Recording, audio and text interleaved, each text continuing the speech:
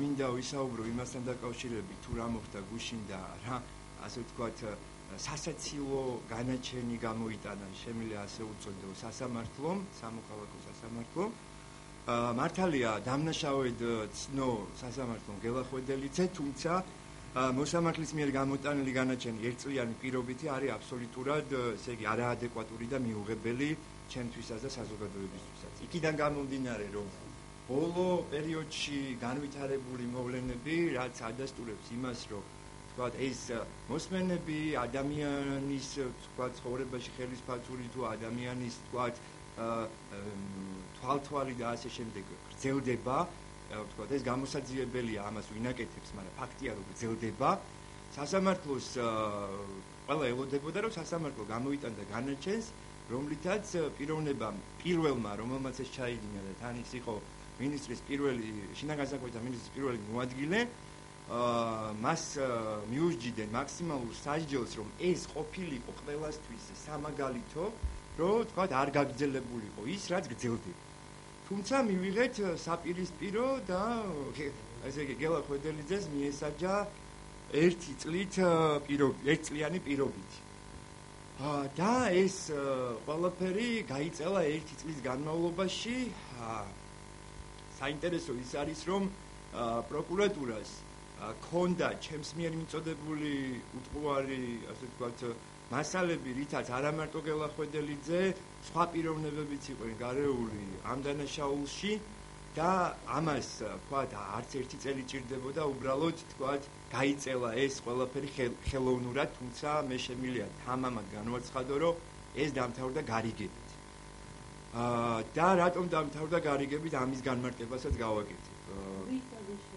პროკურატურასა და გელახვედელიძეს შორის. რაც შეეხება სასამართლოს, მე ყველა მოსამართლეზე, რა თქმა უნდა, ამის თქმის უფლება არ მაქვს და ვერც ვიტყვი, მაგრამ რიგი მოსამართლეები, როგორც წინა ხელისუფლებას, ისევე ემორჩილებიან დღევანდელ ხელისუფლებას და კონკრეტულად პროკურატურას. კონკრეტულად რა გარიგება მოხდა, ამასაც მოგახსენეთ. გელახვედელიძე შეეძლო დაესახელებინა სხვა პიროვნებები, რომლებიც მასთან ერთად იყვნენ, ამ თქვათ, მასთან ერთად ჩაიდინეს ეს დანაშაული.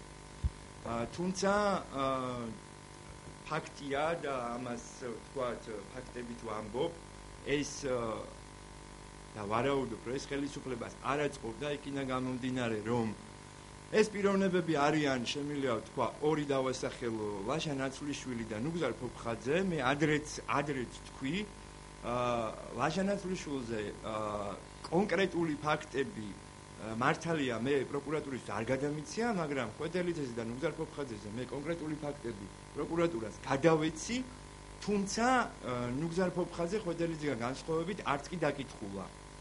ანუ გამოდის ის, რომ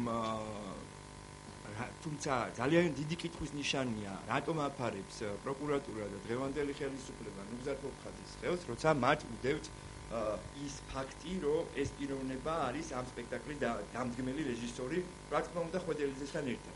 თუმცა ამ ყველაფერში, ესე იგი, დამნაშავედ გამოვიდა მხოლოდ ხვედელიძე. და ისიც გამოვიდა დამნაშავედ რა, ერთწლიანი პირობითი, ეს არის აბსოლუტურად, არ ვიცი. ჩვეულებრივად იულის როგორც ჩვენ დავდივართ, უბრალოდ რაღაცა გარკვეული შეზღუდვები აქვს. მართალია რომ ის წნეს დამნაშავედ, მაგრამ ეს არაფერს არ ნიშნავს. ეს არის მაგალითი იმის, რომ სხვა ნებისმიერს, თქვათ, შეუძლია იგივე ჩაიდინოს და მას, ანუ მაგალითი, შეიძლება სხვას უფრო მეტი პასუხი მოეთხოვოს ვიდრე ხვედელიძეს, მაგრამ ამით ხელისუფლება მაგალითს აძლევს სხვას, რომ სხვას შეუძლია და იგივე იგივე თქვათ, აი ესე თქვათ, პირობითით შეუძლია წყალებში თქვა გამოსვლა. თუ რამე კითხვა გაქვთ, შემიძლია გაგცეთ პასუხი. იცით რა, არა, მე სხვანაირად ვიტყვი. პროკურატურა არის იგივე ხელისუფლება. პროკურატურა ატარებს პოლიტიკას, რასაც ატარებს ხელისუფლება. აქედან გამომდინარე, პასუხი გაცემულია და ერთს ვიტყვი, რომ ელემენტარული იმ, თქვათ, მე რაც გადავეცი ის მასალები, იმით ელემენტარული შეეძლოთ ნუგზარ ფოფხაძის და გიორგი მამაცაშვილის დაკითხვა.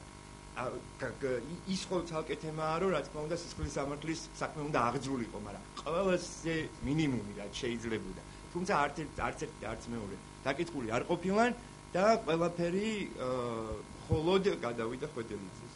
ხვედელიძე რა თქმა უნდა დამნაშავეა, მაგრამ ის არ იყო მხოლოდ ამ საქმეში. ამიტომ ამ შემთხვევაში ხელისუფლებას არ აწყობდა იგივე ლაშა ნაცვლიშვილის, იგივე ნუგზარ ფოფხაძის ასე ვთქვათ გამომჟღავნება. თუ რატო არ აწყობდა ეს ცალკე თემაა და ამ ეტაპზე მე თავ შევიკავებ ამ თემაზე სასწავლებლად.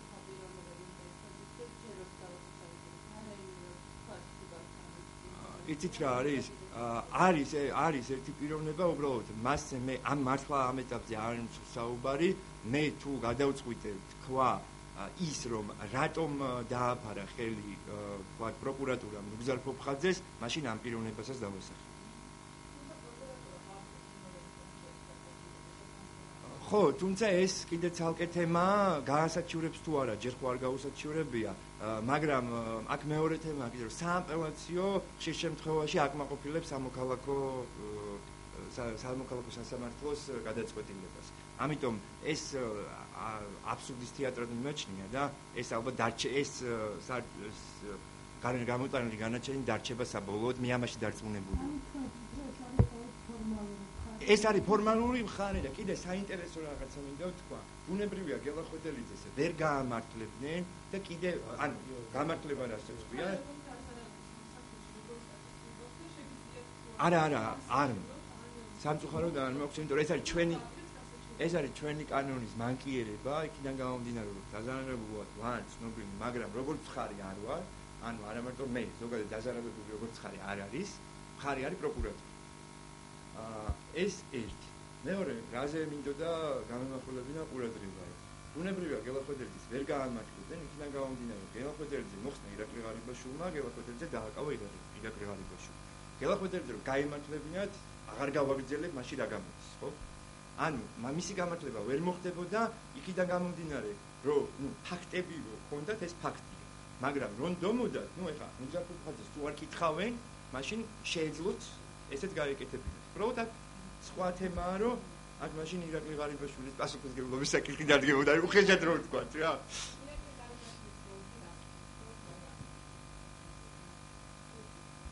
ნუ მე თქვი ხე კონკრეტულად პიროვნებას არ ვიტყვი, მე ვიტყვი უბრალოდ პროკურატურა ატარებს ხელისუფლების პოლიტიკას და მე მგონი ამით ჩემი პასუხით მდგომი. ნუ იგულისხმოთ თუ არა, პროკურატურა არის იგივე ხელისუფლება, ეს შემიძლია ვთქვა.